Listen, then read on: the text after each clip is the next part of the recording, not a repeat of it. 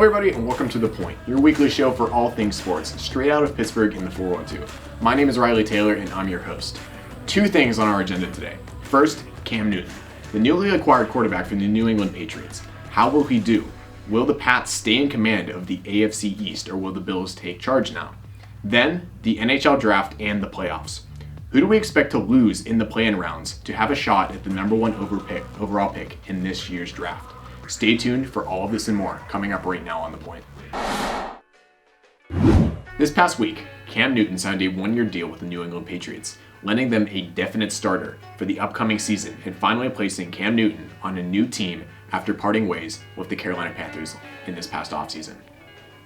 This is a move with an incredible amount of potential for the Patriots given that they were likely to start Jarrett Stidham this upcoming season if no other option was found.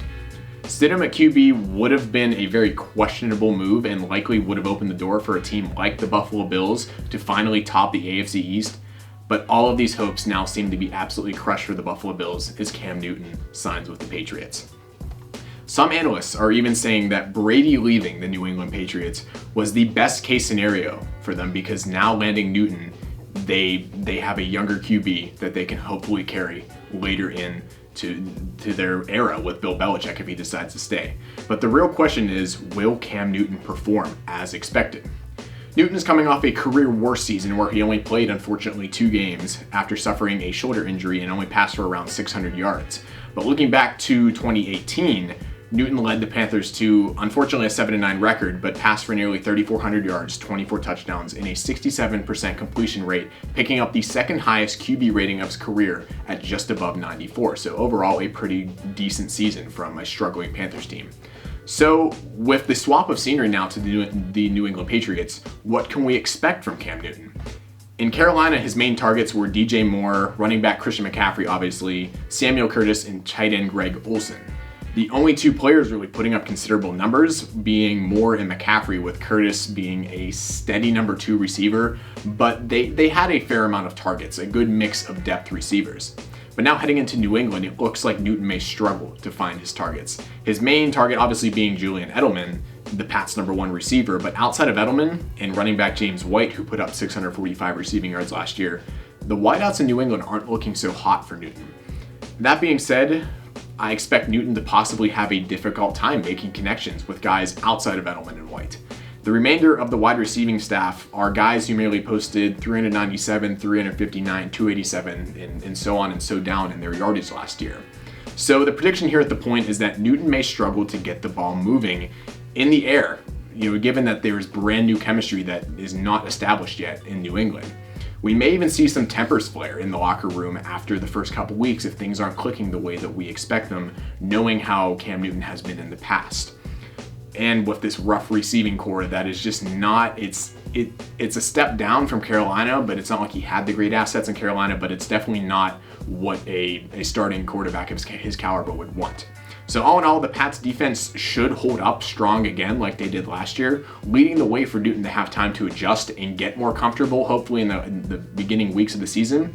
But all in all, it may be a rocky start for Newton, coming off a very short season and moving into a very rough receiving core in New England.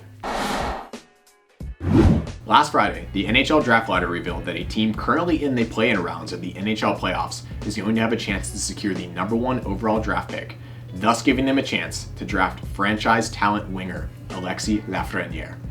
With this new information, we can narrow down the possibilities of who is going to lose their play-in games and have a chance to bring such an incredible talent into their organization. That being said, here are the teams that The Point expects to lose their play-ins and potentially draft Alexis Lafreniere, starting off with the Eastern Conference. In the play-in series between the Maple Leafs and the Blue Jackets, I see the Blue Jackets losing in 4 games and securing a draft spot. In the playing games between the Penguins and the Canadiens, as we discussed in episode 1, I see the Canadiens losing the series likely in 4 games. Between the Islanders and the Panthers, I see the Islanders moving on and the Panthers dropping out in 5 games. And between the Rangers and the Hurricanes, I see the Hurricanes falling short in 5 games, given they lost all 4 games to the Rangers this year, only one of which was by 1 goal, the rest by 2 or more. So in the East, to recap, we see the Blue Jackets, Canadiens, Panthers, and Hurricanes picking up a potential draft spot of the number 1 overall pick in this year's draft. And now on to the West. In the series between the Flames and the Jets, I see the Flames falling short in 5 games and getting a draft spot. When the Oilers and the Blackhawks face off, I see the Blackhawks losing in 4 games to pick up a much needed draft position, so that might not be hurting them.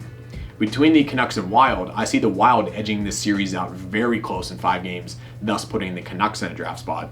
And finally, between the Predators and the Coyotes, I see the Coyotes falling short in 4 games. So to recap the West, we should see the Flames, Blackhawks, Canucks, and Coyotes seeing themselves in this draft lottery for the number 1 overall pick. Now, out of these 8 teams, who would most benefit from having Alexis Lafreniere? To me, it seems like it's going to be the Blue Jackets and Coyotes, being that these were 2 teams that were in the bottom 10 of scoring this year. And Lafreniere, being an incredible wing offensive talent, could really turn these squads around into, high divisional positions next year. Now, obviously, whatever team he ends up going to, of the 8 that might lose out, he's going to make an immediate impact. But outside of the Coyotes and the Blue Jackets, maybe the Blackhawks would be an amazing landing spot for him, being that he can learn from Patrick Kane so young. So stay tuned for this, but it's most likely going to be the Blue Jackets or Coyotes that would benefit the most from this. That is all we have for you today on The Point. How do you think Cam Newton will perform in New England? Which teams should lose out to have the opportunity to draft Alexis Lafreniere?